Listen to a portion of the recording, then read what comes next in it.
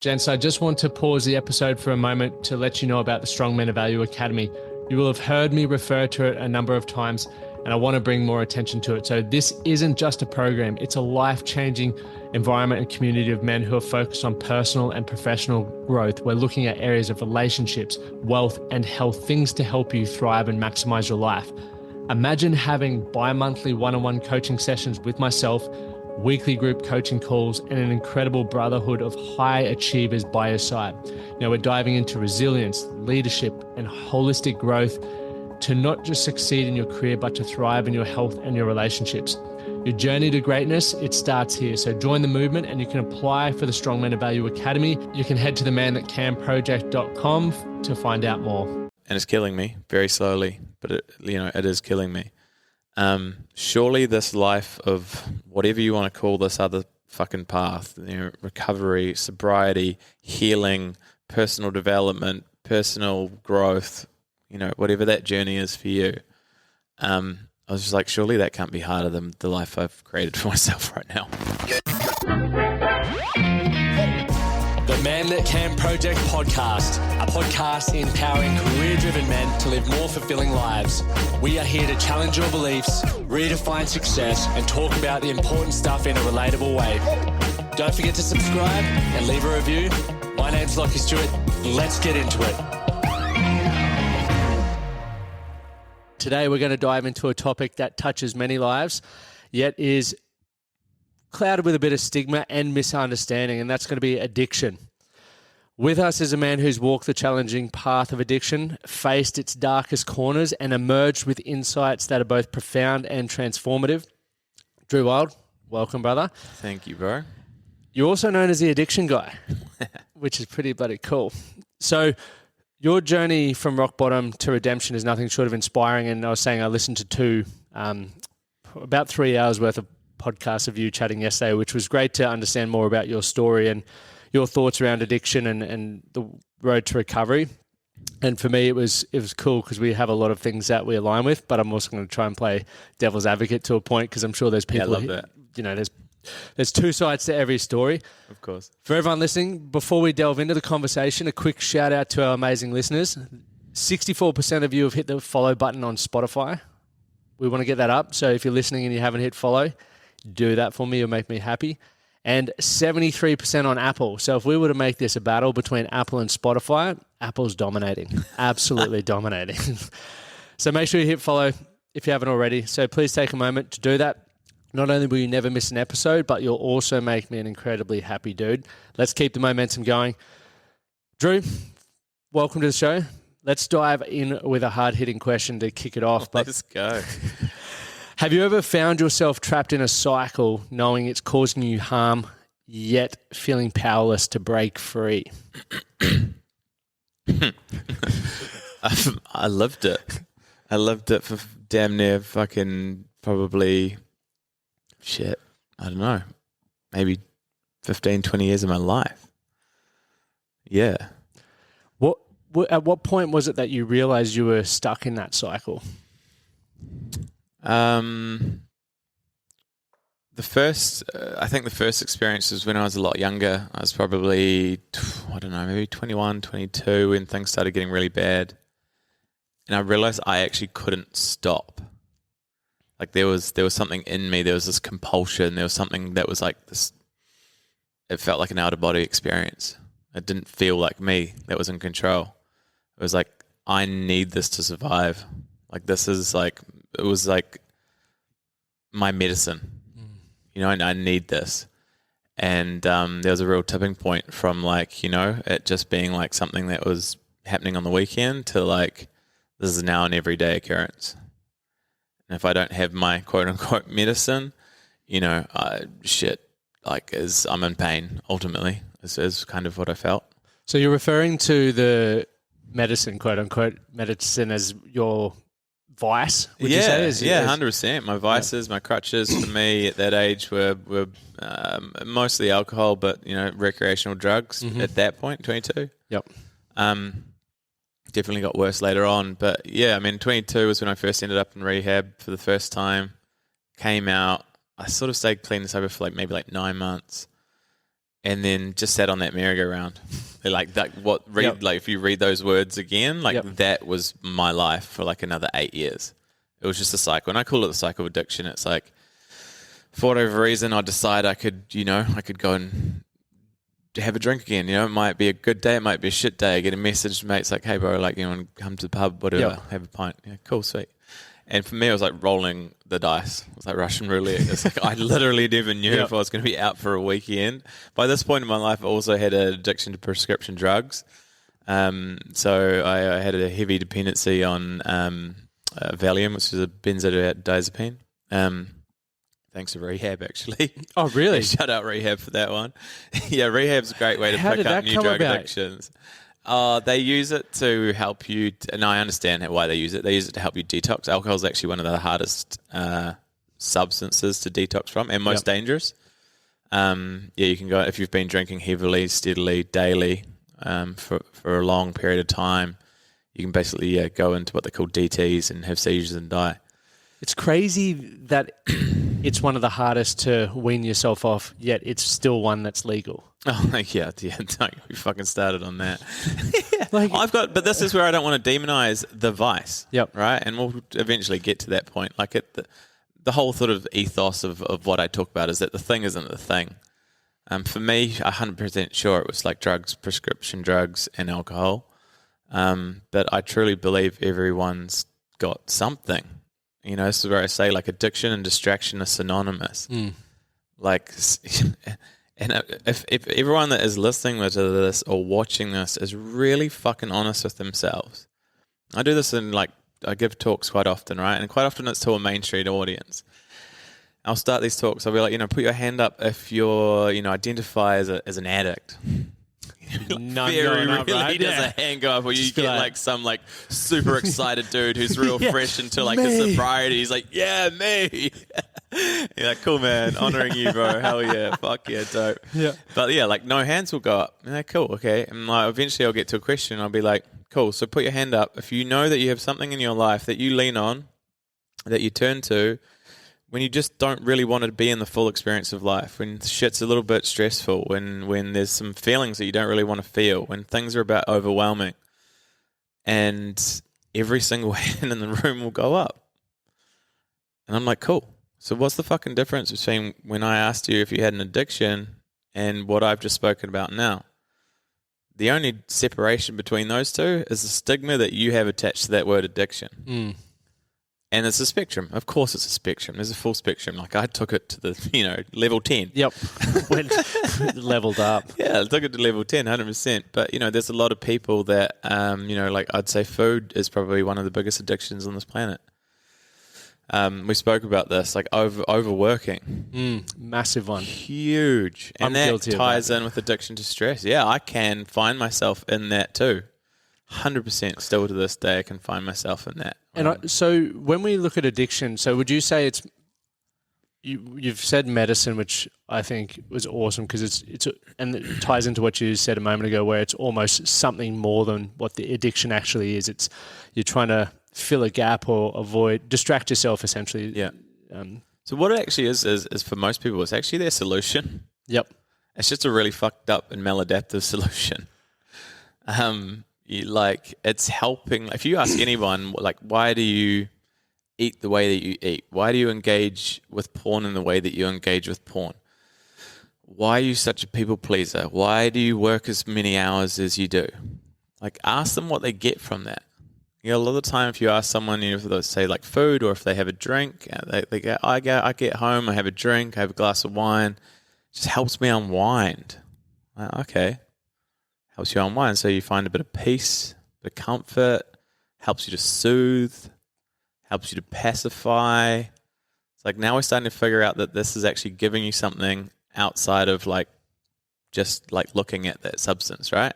So it's like, okay, so you've got a problem like unwinding. You've got a problem just being still. You've got a problem with, doing nothing. Do you get much pushback on that with people not accepting that, where they're like, no, it's just, it helps me unwind, but it's, because I feel like even with people that I work with, it takes them some people a while to accept. Oh, 100%. Like, Parts some people of their just life. aren't ready and willing to look at that. And that's fine. That's cool. You know, I'm not speaking to those people, really. That's true. Like, if you're totally happy living the life that you're living, your behavioral patterns that play out, you know, whether they're adaptive or maladaptive, and for most people, like, a lot of these patterns aren't creating enough pain in their life for them to actually want to even do anything about them. So that's where I sort of talk about this tipping point, this line in the sand. Like, I'm forever grateful that I chose something that really, truly, like, fucked up my shit so badly. I really had no choice. Yep. It was like, I will die or I can heal. Like, that was my ultimatum. Yep. But, you know, for someone who you maybe is the overworker, like, what's their rock bottom? Like, maybe, like, the wife and kids end up leaving. Maybe that's their wake-up call. Maybe they hit some immense burnout, hit a wall, have a heart attack. I don't know, whatever that is. Or, like, they just like, become so disconnected from themselves they don't know who they are outside of work. Maybe that's a wake-up call, but something like that can be a lot harder to hit that breaking point, to actually see that, oh shit, this isn't serving me anymore. And there's a lot of people that, as well, these adaptations, ultimately these are survival adaptations, I can talk a bit more on that later, they work really fucking well for them. They've got them into some really successful situations. Yeah, it's not shining the light to say, look, this isn't working. You're like, Totally. well, look at the results that I've got, dude. 100%. And then so I'm like, but at what cost? Do you know what I mean? At what cost? It's like, cool, you might have the, you know, multi-million-dollar company. What's your relation? Like, are you happy? I know a fuckload of people that have millions of dollars in the bank account that are miserable. Absolutely miserable. They don't know who the fuck they are outside of work. They don't have a relationship with themselves. They don't have any friends. They don't have anyone to share their success with, to share their money with, their abundance with, their fucking toys and all that stuff with. The family's been left behind. They don't even know their own fucking kids. The wife's, you know, probably running off fucking someone else because, you know, he's in the office for 17 hours a day. The thought of that makes me angry. Yeah. Like, really makes me angry. I think about it a lot because a lot of the men that I work with, which is why I'm grateful that you're here to sort of speak more into the addiction side of I do swear, but I hope that's all right. no, mate. That's fine. For anyone who gets offended, I've sworn enough to. They've already left. They're Cool. gone. Perfect. Like, this is a good show, but man, he's a foul mouth dude. But I think about it a lot because I've, similar to you, worked with a lot of high net worth individuals whose family, partners may have left them, or the kids don't talk to them. Yeah. They're extremely overweight and don't have a good quality of life because of energy. They don't know who they are or what they stand for. They're just like, this is what I get up and do every day, and without that, I'm nobody. I'm nothing. And we see it with athletes, we see it with business owners, we see it with even parents to a degree when the kids leave, right? Mums especially. Yep, all the time. And it's like, that's a one role that you're playing in your life. But you need to consider what you want financially, what you want in your relationships, what you want from a career standpoint, how you want your mindset, your physical, all of those things are important to consider because they all lean on each other. Yeah. You may have a focal point at different stages in your life, but sure. we've already, how old are you? 35. Yeah, I'm similar age. Yeah. So we've been through so many phases of our life already. It's like the 20s, we were drinking booze and getting amongst it. You're on prescription drugs. I was on whatever I could get my hands on. And then now I've come out the other side. I'm in a different phase where I'm like, that was naughty. I don't want a part of that anymore. I'm in a new phase. And for a lot of people, they don't think that far enough ahead. So we can look back for experience around what we did like, what we didn't like, and we can look forward to the future for inspiration. And it's within that inspiration, like, what kind of relationships do you want to have? All those things that we've both touched on, what do you want those to look like? Because now is the time to decide, and the actions that you take moving forward are going to... And I think, I think we kind of touched on this even before we started the podcast. It's like, you don't know what you don't know. Like, I didn't even know this world that I now live existed. I had no fucking clue. I didn't know there was anything outside of this box or this frame or this conditioned experience that I had been led to believe was my pathway. I was told, basically I got decent marks at school. I played rugby. The expectation was that I went to university. I think I did maybe like 90% of a marketing and management degree before I ended up in rehab. Oh, right. Yeah. Blame it on the marketing degree. Yeah. And then the expectation was like you leave university and you go get the corporate job. And I think, it's different for everybody, what that condition experience is. For a lot of people, particularly I see in Aussie, it's like, there's a lot of tradies. And again, there's a culture that comes with that. It's like this expected culture. It's like you work fucking Monday to Friday. Friday, everyone gets hyped because they're like, oh yeah, I get to finally fucking leave this experience that I fucking hate every day because it just pays the bills. I'm just like, I'm just ticking a box to get some money in my account to make sure I can pay my rent and have enough money left over to get on the piss and maybe get a bag. And then wake up Sunday, hung as fuck, eat some shit food, and drag my ass back to work on a Monday. I didn't know there was a world outside of that. I'm with you. Literally didn't know there was a world outside of that. And I shared with you, it wasn't until there's always been this innate inner fucking rebel in me. Like, I'm just like a massive fuck the system son kind of dude. It's who I am. And always question why. And that's kind of what got me into this. I'll expand more on like the sort of underthreads and undercurrents of addiction. But I've always questioned why. Like, why?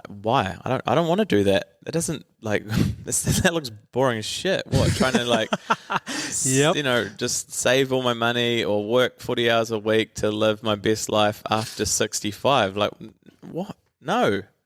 But again, like I wasn't surrounded by the people that I am now. Like I wasn't surrounded by entrepreneurs. I wasn't surrounded by people that are running against the grain. I wasn't surrounded by people doing things differently. Like the most contrasting person in my life was probably like my bro that left school early to become a chippy, and he cracked it. Like, he was the one making more money than all of us. Yep. We're at uni racking up a student debt, and he's, on apprentice wages. Killing it, living killing a dream. And then eventually, he's got a very, very, very successful construction company back in NZ. But, that wasn't a world I was exposed to. And it wasn't until I shared with you, my dad passed away when I was about 26. And the two gifts he gave me, one inadvertently, he had a brain tumor. And inadvertently he gave the biggest gift he gave me was like, your health is your wealth. He wasn't unhealthy, but he was very sedentary. Like, he didn't work out, didn't move his body. He had a very high stress job. And it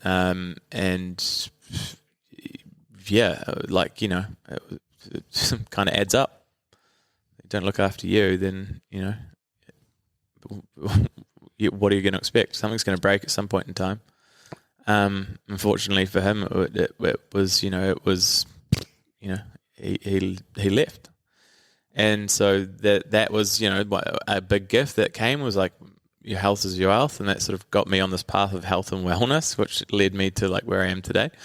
And the second piece was, like I said to you, we're having these conversations before he passed, and I think he wished he did things really differently. I think he wished he'd lived a bit of a different life and a bit of a different experience. And he's just like, Drew, just like do whatever the fuck makes you happy. That's it.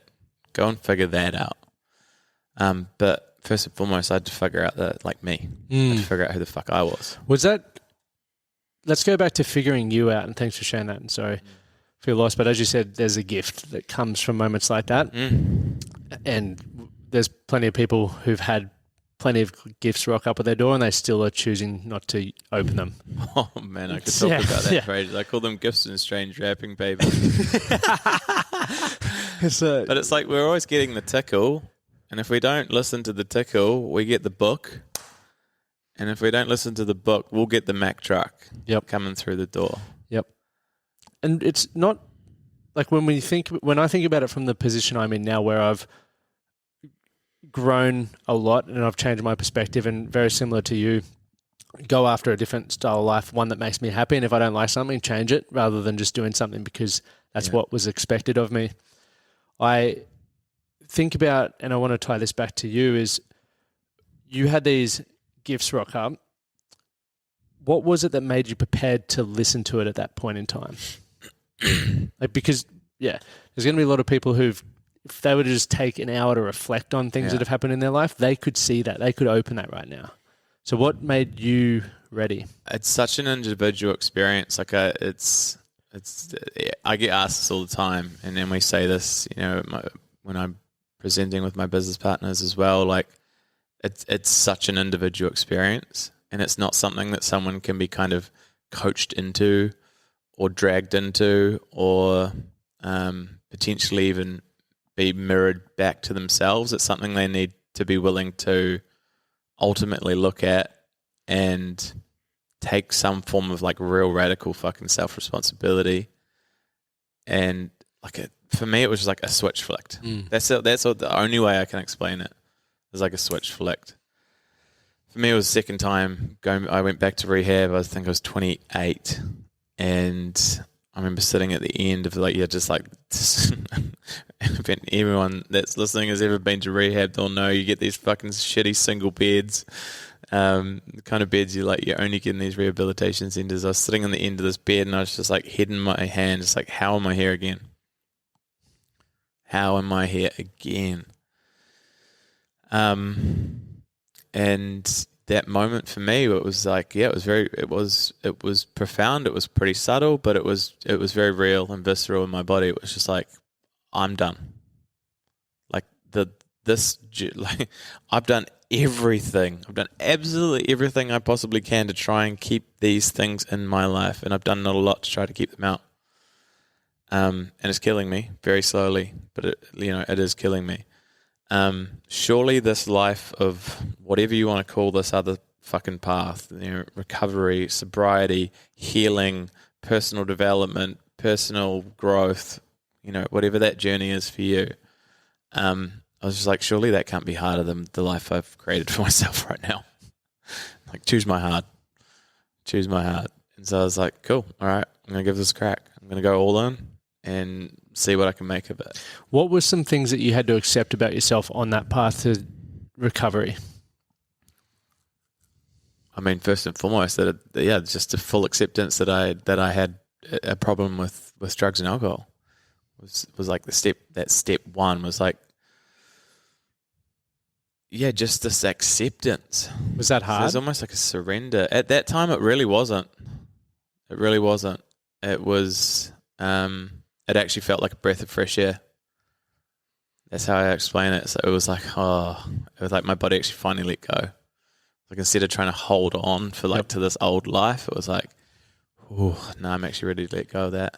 And you fully believe that there is nothing that anyone could have said or done that would have helped you earlier? No, nothing. I say this all the time. I get messages every single day by family members every single day. Mums, dads, partners. Hey, my son, daughter, husband, wife is in this experience. What can I do? I'm sorry. The hardest thing I have to tell them every single time is there is, I got to expand on this a little bit, but ultimately in its shortest form, there's nothing you can do until they want to help themselves. You cannot help somebody that doesn't want to help themselves. Full stop. They're not receptive. They're not open to it. They're not there yet. They haven't hit that breaking point. It's a very individual experience. And all I say is like what you can do is, number one, you can go and educate yourself on, addiction, full stop, like what it actually is, where it actually comes from, where it actually stems from, so that you can have a bit more understanding and compassion for whoever your loved one is that's going through that experience. And what you can do is also look after you. Go and do some work on you. Be that fucking lighthouse. Show whoever this person is in your life that this other world and realm of being and who they can be and become is actually possible. Because for so many people that are in that experience, like we feel so isolated and so alone, and that there really isn't a lot of hope. And so even just to have a space that creates just to hear somebody else's story. Like I remember walking into rehab for the first time at 22, and just hearing some other people share similar fucked up stories. I was just like, we're oh normal. my God, I'm not alone. Because I knew nothing about addiction back then. I'd never been exposed to anything like that. And so, I literally thought I was going to show up, they're going to give me some magic pill and like send me on my way. Yep. You're done. Yeah, I'm sweet. I'm good. I'm healed. Yeah, no, not quite the case. Where was I going with that? Yeah, like it was just to hear somebody else with like share their own personal lived experience and have so many similarities, like that eradicates so much shame. Like the undercurrent to so many people that do experience any form of addiction is shame. There's a lot of shame that comes with that, and that comes with the stigma attached to that as well, attached to that word. And so to hear somebody else, like for you to like share openly, share your heart, share vulnerably, share some of the fucked up, twisted shit that you've done, and then somebody next to you go, like, yeah, same. I've done it too. Like, I did worse than that, man. That times 10. Yeah, you're like, wow, I'm with my people. These guys get it. What are some of the common forms or experiences that shame's attached to for people? If we could give some examples for anyone listening that can sit there and go, oh, fuck, someone else has done that or holds that.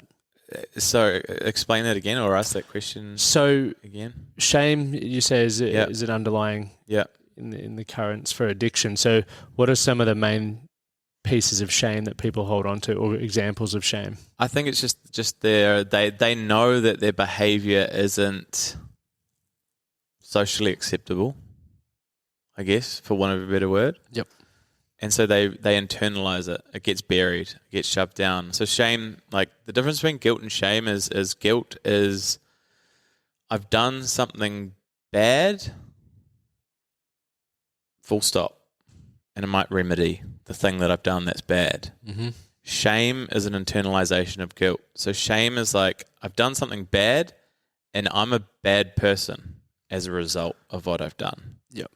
So it's dependent on the particular behavior, and it's this internalization of I'm a bad person, which is a thread for so many people that I've worked with. It's like, and this is where we're getting to like core wounds, right? And this is really what I'm only ever working on with so many of my clients is actually figuring out what a lot of these core wounds are.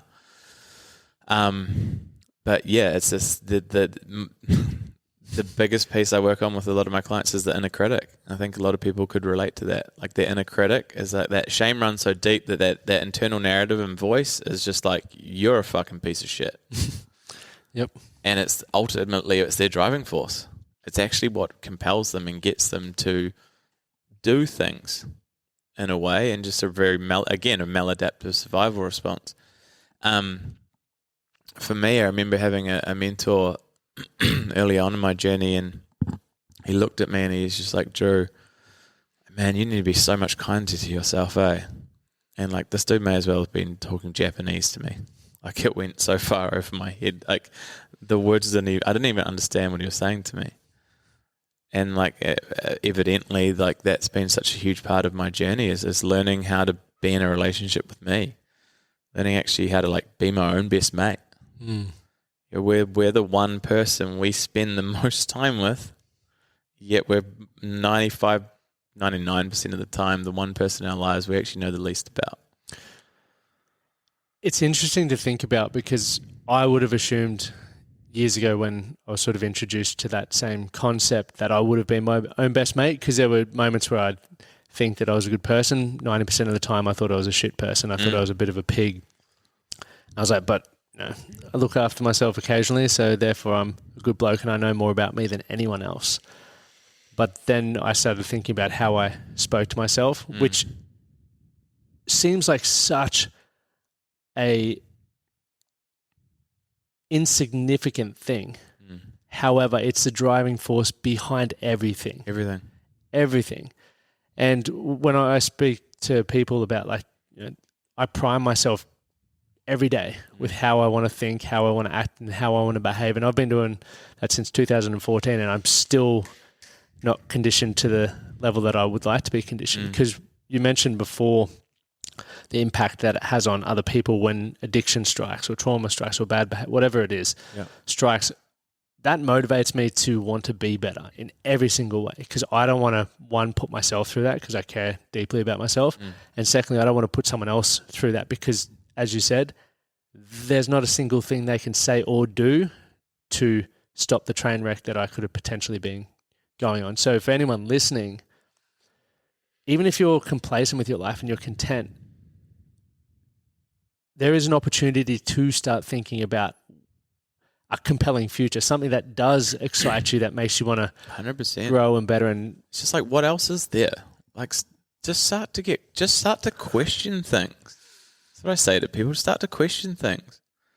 Start to kind of just observe yourself. Sounds a bit weird and woo, but like, just kind of observe yourself and be like, is this what I want from life? Am I content? Am I happy? Like, you don't have to. And a lot of my clients that I work with don't hit that stage like that. I don't actually work with, someone that would have been at that level. Like that takes, you need a detox, you need a rehab, you need, that's not generally the type of person I actually work with. Yep. There's a level of stability in their life, but like they just hit some sort of, like, their breaking point's just different.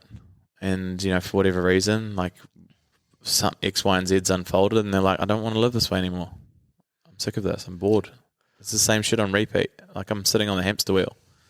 And so, yeah, like you said, like, if you just are looking at your life and you're feeling like you're sitting on that hamster wheel, you don't really know what to do. Like, fuck, you come to the right place. You're listening to the right podcast. You're just the fact that you're listening to this podcast shows that you want more from life. Do you know what I mean? Yep. Like, just the fact that you're actually willing to chuck on a podcast of this caliber on your way to work or while you're at the gym and actually listen to some humans that are doing something fucking different shows that there is a part of you that wants something different. Just doesn't know how the fuck to get there yet. And so I always talk about like know, do, be. It's all very well to like know something. You can read all the fucking books you want.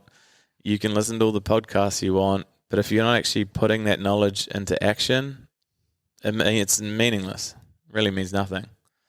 There's a lot of people, unfortunately, out there that go, like, they love to go from know to teach. Yeah. They might know a thing and then they'll try to teach a thing, and they've bypassed the actual doing of it, and therefore the embodiment, the becoming it, the being it. And that's something I'm really passionate about in the way that I teach as well. Is like I've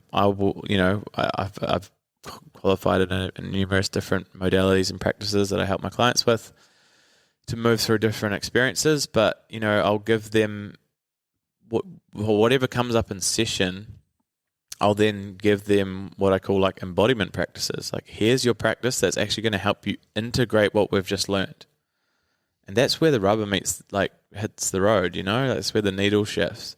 It's in the doing of this shit that starting to do things a little bit differently, integrating can be a small, like, integrate a morning routine. Like, integrate some sort of a morning practice. I don't know. It could, for you, it might, I don't know where anyone's at in this podcast. I don't know what your like sort of average demographic is, but just do something a little bit more fucking wholesome and a little bit different. Well, the way I look, because I think intent's such an important part. Like, for what purpose would I integrate a morning routine? For majority of our audience, high performing men, and the way I look at it, it's like warming up for the gym. So I look at, my morning routine, while it has a framework, is different depending on what the day looks like. Totally. So, there's no point going into the gym not warming up at all, because you're not going to be able to maximize your output. There's also no point going into the gym and warming up your legs when you're doing an upper body session. It just doesn't make sense. So if you've got a busy day where you're talking to a lot of clients, for example, it might be coaching day, or it might be sales day, or it might be whatever the day is, do specific warm-ups or routines in the morning to have you primed so you can perform at your optimal level. You can be the individual that will add value to whatever space or interaction that you're having. Yeah, I mean, at its core, what I say to most people is create a morning routine that creates self-awareness. Yeah. That sets, like you said, sets an attention. You're spending a bit of time with yourself to actually just be with yourself, to move out of autopilot, which most people are running in 24/7. They'll wake up, grab their phone, have a scroll. Already their energy's dropping because they're seeing Sally's in Fiji and you're fucking got to go to work, and then you open the news and it's all doom and fucking gloom, and you kind of get slump out of bed and you got to go after work, and like, again, it's all just autopilot. It's like, what if you actually woke up and you took some time for yourself to tune into you, to figure out, who you want to be for the day, what you want to be for the day, set some intention, and remind yourself of potentially maybe your goals, who you're aspiring to be, what you want to embody, and move through the day with that. I call it like putting on armor. Like if I'm starting my day with that, I'm starting my day, it's like recharging your phone. I'm starting at 100. Yep. Shit's always going to happen, but like I'm only going to come down to maybe like 60 or 70, If I'm starting my day by opening a phone and having a scroll, I'm already at 0. There's only one way down, and that's when we're much more susceptible as well to then reaching outside of ourselves for these creature comforts to help support me and just deal with life. Can we talk about like genetics and environment? So rolling on from what you've just said there, like for me, a big part of that is environment, like creating an environment that makes you want to, build towards a compelling future and a great life, as opposed to leaning on those medicines, as we call it. Environment is fucking everything. It's such a key component and such a big piece of what I teach and preach is, creating an environment that's conducive to the life that you want to live and the person that you want to become. It's something that I think I don't often give enough credit to. Like, I intentionally moved from New Zealand to the Gold Coast because I'd found my people. And like, my environment's everything. And that's not just where I live, but it's the people I surround myself, probably actually more so the people I surround myself with. It's the oldest like personal development quote, old Jim Rohn. Jim Rohn is the man. You are the average of the 5 people you surround yourself with. Audit your inner circle. Like if you're looking around your inner circle and the 5 people you're spending the most time with are the same people you've been like fucking drinking or partying with for the last 20 or 30 years, having the same bullshit conversations that you've been on repeat for like, the last 20 years. Is that really serving you? Is it elevating you? Is it helping you to grow and expand? Or do you feel contracted? What helps you to feel expanded? Like, who are those people? Go and find those people. It's when you say that, because I'd love to hear your thoughts, and I'm probably going to get educated here, but I really struggle to believe that addiction is anything more than environment. Because I know when I used to smoke, I used to drink recreational drug use, and I smoked for years and then I just stopped. And when I made the decision to stop, I changed my environment. I tried to quit smoking so many times, and then I'd find myself back at a pub on a Friday, and you'd have a few beers, and then it's like, mate, can I bum a smoke? Yeah. Then I'd have a smoke, and then I'm like, oh, fuck it, I've already started, I'll just go buy another pack. And then the next morning I'm waking up, I'm like, damn it. And I just kept going through that cycle because I was in that environment. Yeah, for sure. The moment that I removed myself from that environment, I haven't had a cigarette for like 10 years. Yeah. I still smell it and I'm like, yummy. But because I'm not in that environment, I'm in a completely different environment around people that if I were to pull out a durry, they'd be like, what are you doing? What are you up to, bro? What is going on? Like, and so for me, when I hear about addiction, there's, as you said, there is this spectrum. I completely understand that. But for me, when I look at individuals that talk about it, I'm like, okay, well, the environment you're in has you perfectly set up to do that. 100%. And I'm probably going to get hate for that, but I'm also open to being educated on it because I've got 2 train of thoughts. I would say, you're spot on. I'd start with environment. Yep. You can't heal within an environment that's ultimately inviting in those same behavioral patterns that you're wanting to be free from. You cannot. It's not possible. And so environment's usually the first thing I'll look at with a lot of my clients. Is like, let's start with environment. And I guess my question for you would be, did you notice, like when you change your environment and stop smoking, was there something else that maybe popped up that you turned to that maybe that energy was focused into? Training. Okay, there we go. Definitely. Yeah, right. And with the hindsight that I have now, I still remember it was almost like a social anxiety. I really struggled to connect and communicate because I didn't know much about many things. All I wanted to do at that time was be a professional athlete. Completely, way of smoking and drinking, dickhead. but so when people like most professional athletes, I was just normal. But as I'm sitting there and I'm thinking about this, I'd sit in conversations and people were talking about things that I had no idea about. So I didn't feel like I could contribute to that conversation, and I felt kind of worthless in that situation. So the easiest way is I'll just go bung a smoke and go sit outside, or I'll go get the next round of beers. Yeah, that makes sense. And I'd come back and I feel like I had something to offer. Yeah. Which is weird when I think about it, but so again, you're getting something from that, right? Like you're coming in, you've got the beers, everyone's giving you a pat on the back. Hey, Lockie, fuck, Lockie's a good dude. Yeah, he's got a round. Love that. You're getting a hit. You're getting love. You're getting approval, right? It's like that like button on Instagram. 100%. No different. And so this is where, like, cool, yes, environment can change some things, but it doesn't go far enough, because what I experience is that if people are only changing environment and you just take away that one thing that's been your crutch or your vice or your, whatever the thing that you've lent on, your coping mechanism for so long, what you start to notice is like just playing a giant game of whack-a-mole. Yep. You hit one down and something else is going to pop up somewhere else in your life. That energy was still going to, you're still going to have the compulsion in your body that wanted or didn't really want to be with self is still there. Yep. So it will find another way to kind of shove that discomfort or dis-ease down. So this, I guess, is kind of circles into my whole view on addiction, is that it started at rehab, 22. It was a 12-step based rehab. So, like, if we want to go back in addiction, like way back when, and still in the legal system, it's treated as ultimately a moral failing. Like, you're just a shit person and you're making bad choices. And unfortunately, it's still seen that by a lot of people. Like, you're just flawed, you're weak. Yep. And you're a stain on society. So, okay, yeah, maybe. That doesn't feel true to me. Then the 12-step narrative came in, and that came with a bit more compassion. So that was a disease-based model of addiction. So it was like, you've just got a disease for which there's no known cure, and we'll give you the tools to help you manage that disease.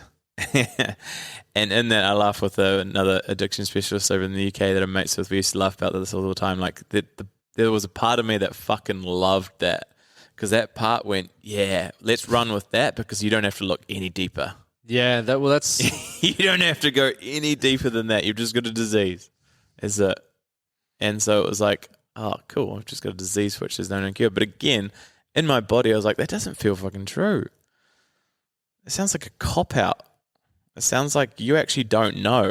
You're just regurgitating what you've been told to tell me. So I guess, fast forward, ended up back in rehab, 28, ended up, I'm trying to figure out this timeline.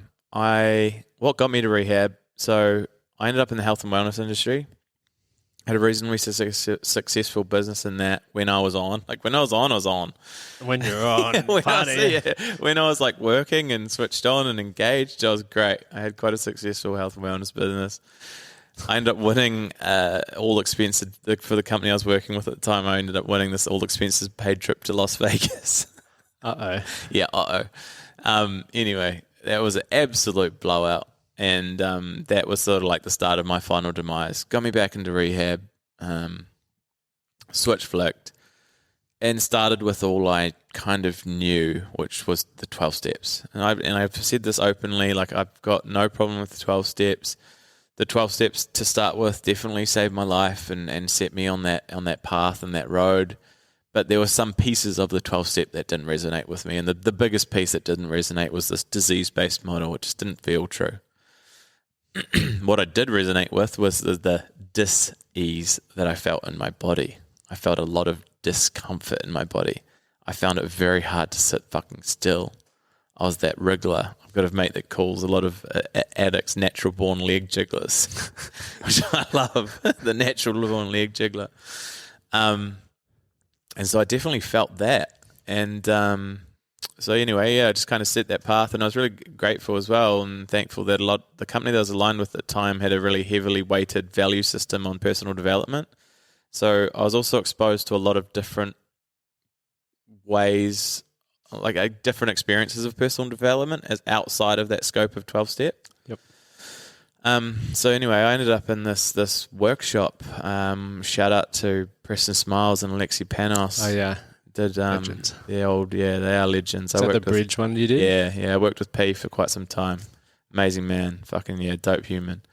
When did the bridge experience, bro? And there was one. It's like simple practice. I won't explain the practice. Like if you have the great fortune of being able to step into one of these rooms, I truly believe it to be the most transformative experiential workshop on the planet. But yeah, one of these practices we did, it fucking cracked me. I always have, up until that point, I'd always said I'm really okay with my dad dying, or I just haven't been in the right space or environment to actually feel it yet. And this particular practice just fucking cracked me. I was bawling my eyes out, absolute weeping. And I was just having this huge, like, cathartic release.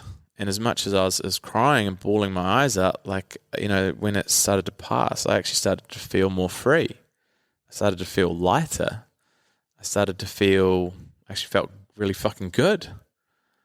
And I was like, holy shit. Like, there was just a spark that went off. It was like, this has got fucking nothing to do with a disease. And this has got everything to do with my inability to feel and process my emotions. And so I started following that thread. And that's what led me down what I call like the trauma train.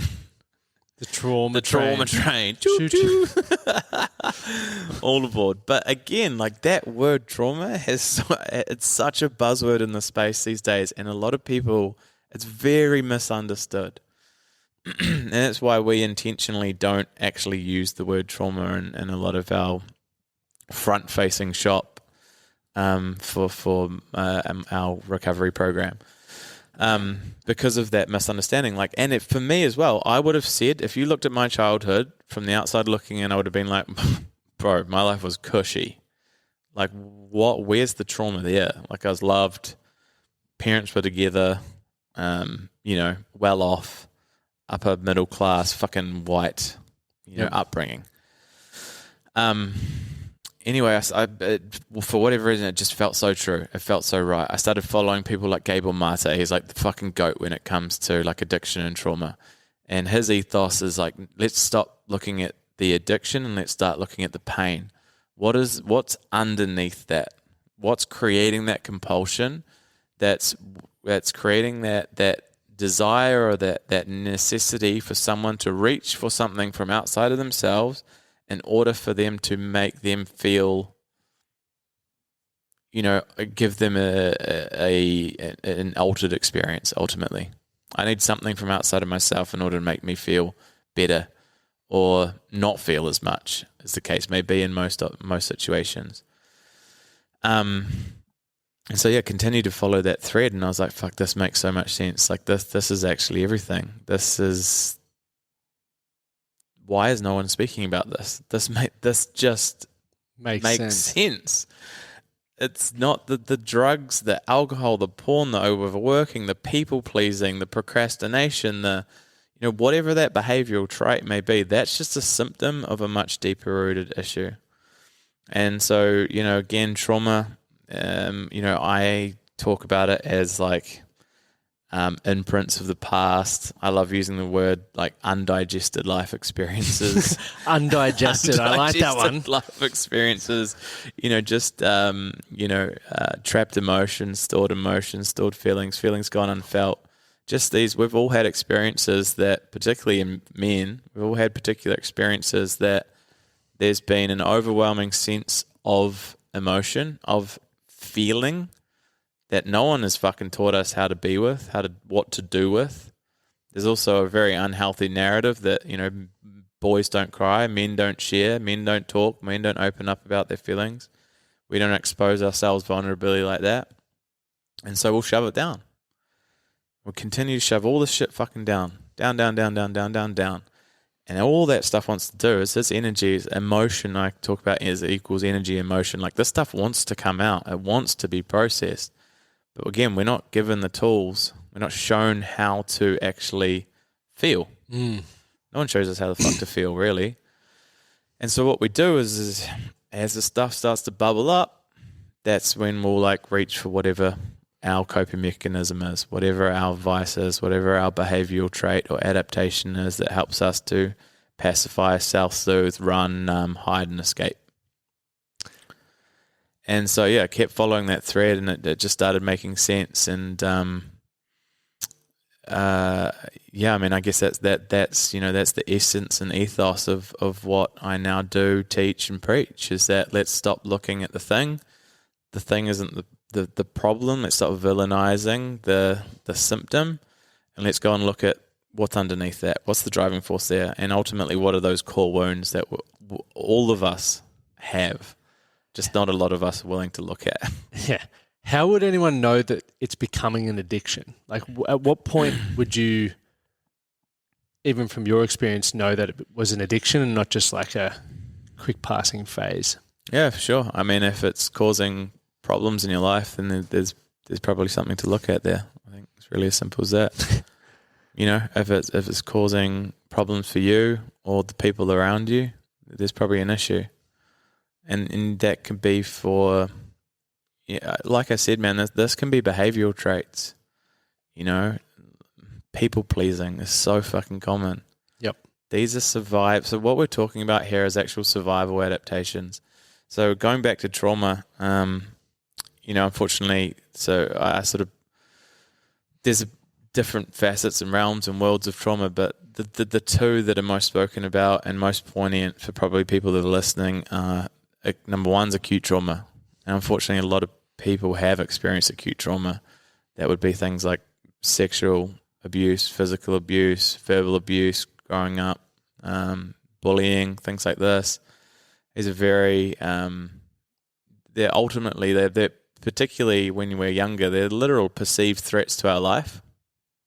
And so we adapt and respond in a particular way to find that safety or to find that love. And that works as a kid or when we're younger, or even as, in our teens and in our 20s, but when we sort of become grown-ass men, they usually become quite maladaptive adaptations. What is also mostly prevalent, and I truly believe this is sort of like 90%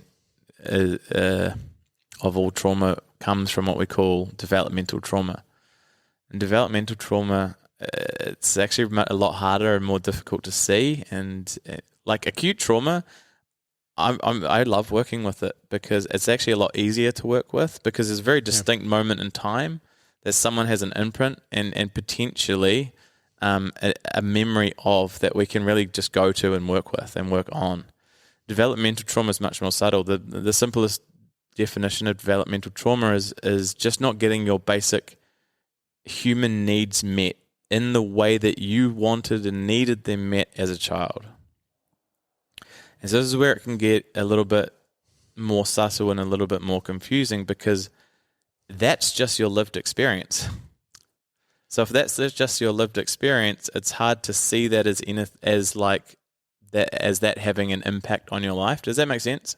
So it's more like the interpretation of things, right? 100%. So for me, just to like kind of wrap this up and give someone an example, for me, like this is where everything started falling into place for me and made sense. I was like, fuck, this makes all the sense in the world. When I started like peeling back these layers, I was like, okay,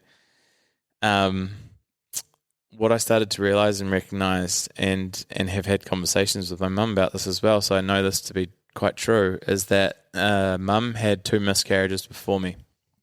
She was 40 years old when she had me. as children, we're tiny little sponges. We're like the living emanation of a felt sense. Like all we can do is feel. And actually all we can also do, we can't regulate our own nervous system. We have a complete inability to regulate our own nervous system. So we regulate and attune to our primary caregiver, which is 90% of the time is our mothers. So we're ultimately feeling everything that our mum's feeling. Wow. Yeah, it's fucking crazy. This is like Sigmund Freud shit. Yeah. We're coming down the path of psychology. Yeah. And so, you could imagine my mum's 40 years old. She's pregnant again for the third time. She's experiencing like deep levels of fear, terror. She's scared that she's going to lose me, that she'll never be a mother. I know for a fact that she didn't have the support that she wanted. She was living in Christchurch. All her family was up in Auckland in New Zealand. Mm-hmm. She was probably just genuinely overwhelmed and stressed. So her nervous system was extremely dysregulated. And I felt that through different practices. So I came out 2 days late. I didn't want to, I didn't breach, I didn't turn around. I was a cesarean. Yep. Like my whole energy, I didn't want to come out into this fucking world. This, man. Fuck this. Fuck this. That's what I'm feeling. That's what's out there. No way. Why would I want to come out and engage in that? And so the other thing that I really felt, and again, there's no malicious intent from anyone's parent to impart this stuff onto their kids. None at all. It's all completely unconscious. But we feel it nonetheless, and we can't separate what's ours, what's theirs from what's ours. So we'll give it a story to make it mean something about us, to make it make sense.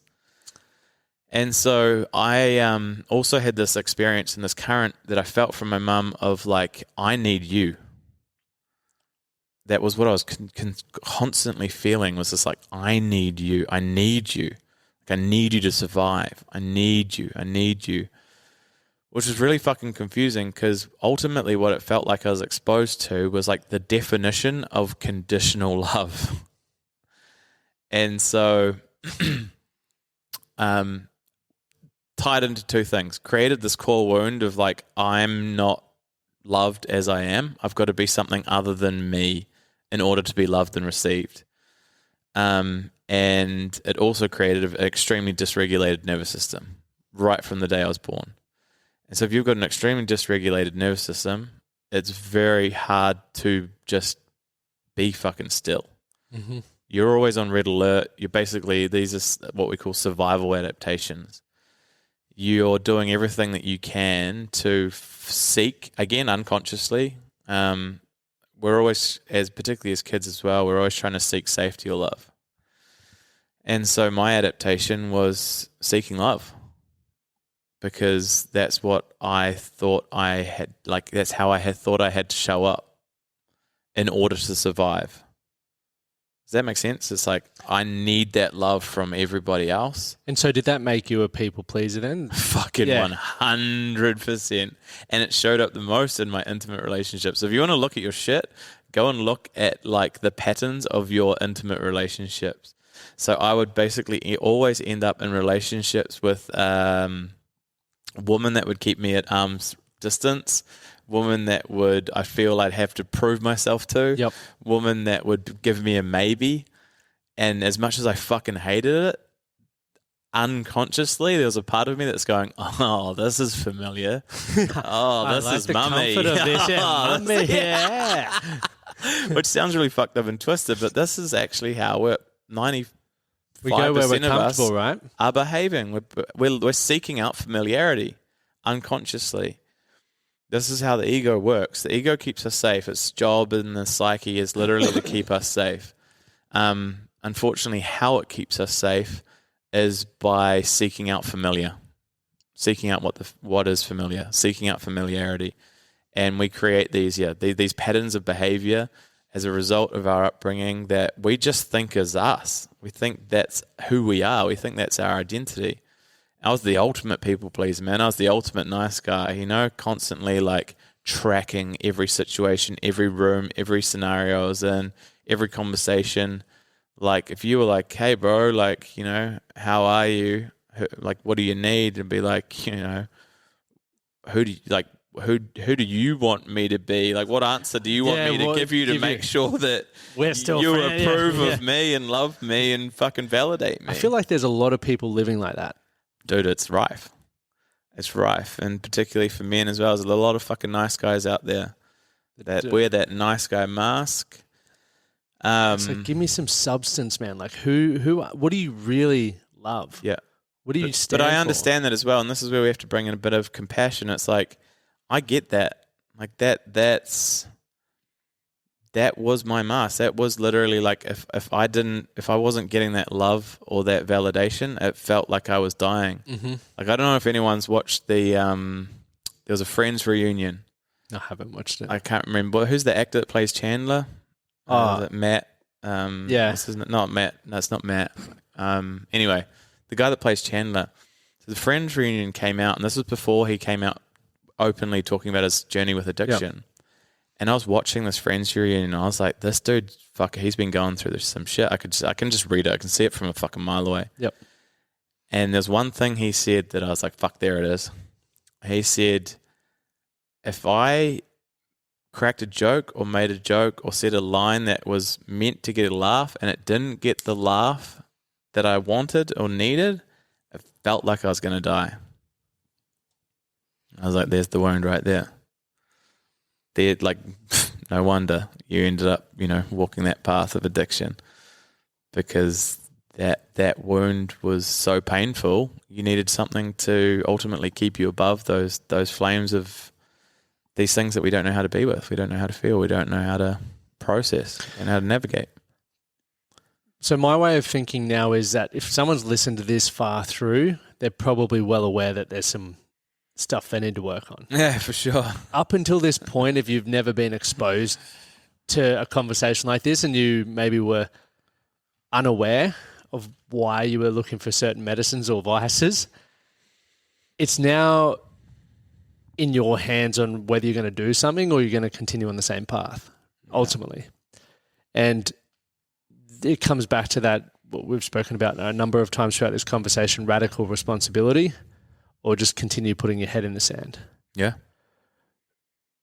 What are the next steps for someone if they wanted to work with you, for example, if they're like, man, I love what Drew's about. I love his way of understanding addiction, your lived experience. How can they go one step further now? I mean, if they personally want to work with me, I mean, I just say just literally like slide into my message box. Slide in. We're all comfortable with that now, aren't we? I love it. And that's where most of my clients come from. I actually don't know where they come from. They drop out of the fucking sky. Yep. They follow me. They've been watching me for a while, and they, at some point in time, hit that breaking point that we spoke of, and they reach out. And because I genuinely give a fuck, like I give a lot of fucks to these people, and I'm very engaged in my inbox, that like I'll just voice message back. I'm like, hey, what's going on? Like, how can I help? And they're shocked. They're like, oh, whoa, there's like a human that gives a fuck. Yeah. Which I find sad because unfortunately, there are so many people that are lonely and don't have. Well, yeah, well, like that they're just out to fucking grab someone's money or they're, whatever. Like I'm not going to bag too many people out, but I could. I fucking genuinely care. Like I take a lot of time to just point people in the right directions. And I'll be the first one to say, like, if we're not a fit, I know I'm connected with so many people that will be, one of them will be the right fit. Yep. And I'll point you in the right direction. If I know for a fact that like we're not meant to be working together, I'll lead you in the right direction. So yeah, I mean, you could slide into my message box. We've got, I work with two of Australia's leading addiction and trauma experts. We partnered up 2 years ago and created, my old group program used to be called Line in the Sand. So we turned that into a company. Nice. So Line in the Sand Proprietary Limited. We spent 18 months curating and recording the core content, which has become a 12-week program. Yep. So that's also an incredible place to start. I've got 1 million resources in the link in my bio on my Instagram, which I'm sure you'll attach to show notes and all of that. But just start somewhere. start somewhere, and it starts with that, like, I'm done. Again, like I said, that's different for everybody. It starts with I'm done, and actually I don't truly believe it's possible to fully heal without some sort of a guide or a program or a system that's going to help you sort of mirror back to some of the things that are really truly unconscious that, you know, we just can't see on our own. Yep. You know, I know that you've probably had that experience yourself. I'm sure you've got your own mentors and teachers and coaches and whatever it is that... I was literally on the phone with a client before this, and he had this moment where he got to go, I told you so. And I was like, you motherfucker. Because I we've been working together for about 5 years, and there was this court case, and I was like, mate, don't go down that route. I've seen it tear so many people apart, my dad included. And he's like, no. And then he's like, sometimes you just don't know what it feels like until you go through it yourself. And he's like, now he's been helping me with a matter. And he's like, mate, told ya. Yeah. And I was like, fair play. Yeah. I mean, I call it a Sherpa, like just having a Sherpa. Well, and I can see, I use every tool in the book. Yeah. I journal, I think, I read, all of that sort of stuff. And I'm very self-aware. And I still have people that I pay to coach me, but sometimes I'm very fortunate, as you would be as well, the people that you have in your life. Oh, 100%. Sometimes they can point out a blind spot that someone else has missed it. My partner does it all the time. Yeah. Same. So, but it's whether you're prepared to listen to it or not. And I think that comes back to one thing that stood out as that you said at the beginning is just learn to question things. So even when old bud gave me that advice a couple of months ago, I should have asked myself, why would he be giving me that advice? What am I not seeing? I didn't do that. Yeah. And it's getting curious, and this is something that I love to kind of hammer home, and it's something that I've been implementing a lot with my clients recently. It's becoming really popular in the world of realms of sort of psychotherapy. Is something called IFS, which is internal family systems. And so ultimately what internal family systems as a modality helps us to see is that like we all have parts. You often speak about, I've got this part, right? You've probably heard it from clients all the time. There's this part of me that's, that's the people pleaser. Or there's part of me that I'm always fucking procrastinating. It pisses me off. Or there's part of me that, like, man, I do. I drink 4, 5, 6 beers at night, and it's Savage. Just, but I don't like it. I don't like that I keep doing it. And the biggest problem is that a lot of us have really fucking like tumultuous relationships with these parts, where we actually have quite often we'll find quite a deep hatred towards these parts. Yep. And what we'll find is that if we're meeting these parts with a hate, we're just, it's like the old adage, what we resist persists. We're just going to accentuate more of the same. And so it's like, how can we actually get curious about these parts? How can we start to engage with these parts in a way that is, as I said, getting a little bit curious, looking at them with intrigue, and even starting to hold a bit, this sounds really weird, but holding a dialogue with some of these parts. And starting to be like, hey, like, why are you here? What are you doing? How do you serve me? And what we'll actually find is that most of these parts have been created from like a really fucking young age to ultimately protect us. So under the sort of like IFS frame is they break it up into, you have your what do they call it? The managers. Mm-hmm. Which are like proactive parts that help you to, again, stay above the flames of the feels of what they call the exiled parts. So the exiled parts are the shit that like we bury real deep. We don't want to look at. We don't want to feel. We don't want to go close to because they feel big, scary, overwhelming, too much. And so the managerial roles will come in, and they're like the managerial parts are like the people pleasers, the procrastinators. They're like they look good on the surface, and they serve us to a certain extent. Yep. But again, at some point in time, there's a tipping point where they actually just become really maladaptive, and they don't work for us at all. they're actually taking away from us. Yep. And we have the firefighters, and the firefighters are the like reactive parts that are like, whoa, like coming real quick when something's feeling a little bit too much. Yep. And those are kind of those like addictive responses. They're like reaching out for like the quick fix, the quick hit, whether it's like the work or the gaming or the porn or the drink or the the smoke, whatever it is. It's like that quick hit that's like, oh, no, we'll shove that down. And so what we'll start to realize is that if we actually start to talk to some of these parts, you'll realize that they have actually been put in place to protect you and to keep you safe from a lot of the shit that was just way too much for you to be with when you were, however old you were, whenever that imprint was created. And you actually find that a lot of these parts, they don't actually like the role that they're playing either. They're kind of bored. They're kind of tired of playing the same old role. And so when you take them through this process, it's so fascinating. It's really fucking cool to witness. They hold this dialogue with this part, and they actually start to build a really different relationship with this part. And you might find that, say, like the inner critic or the part of you that really like beats you up and kind of tears you down. Yep.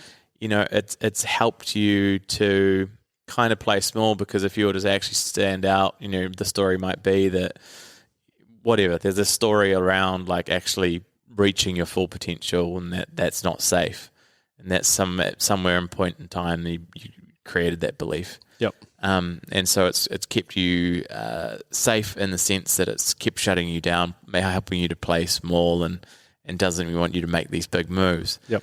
And you start to realize, okay, wow, cool. Actually, that's really fascinating. Like, hey, thanks. Like, I appreciate you for like keeping me safe in the way that you have up until this point. But you don't really help me anymore.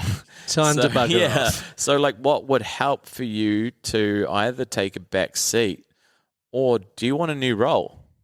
Do you want a new job to play? And you'll find these parts are like, fuck yeah.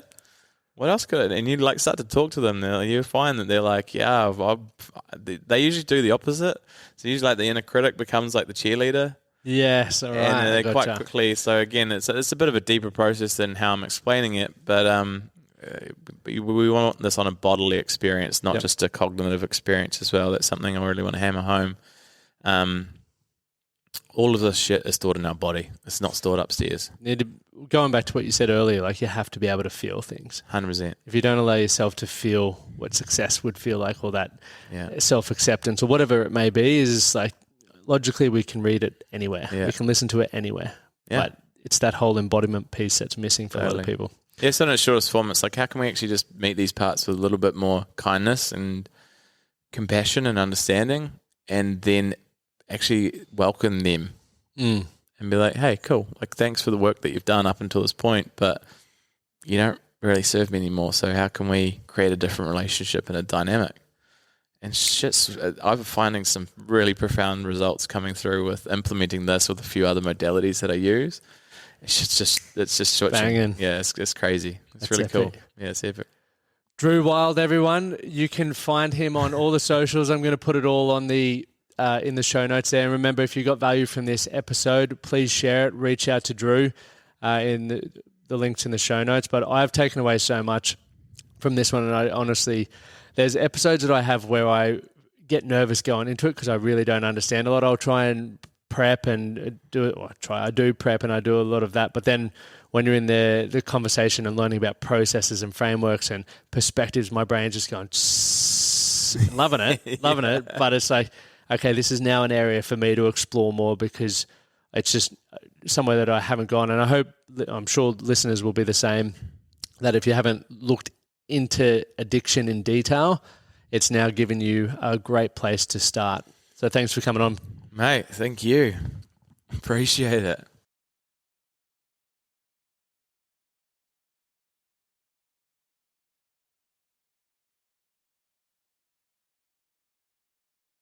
Thank you for listening to the Man That Can Project podcast.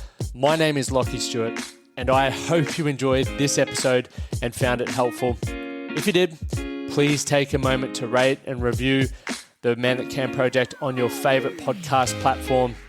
And don't forget to subscribe to stay up to date with our newest episodes. We'll see you again next time.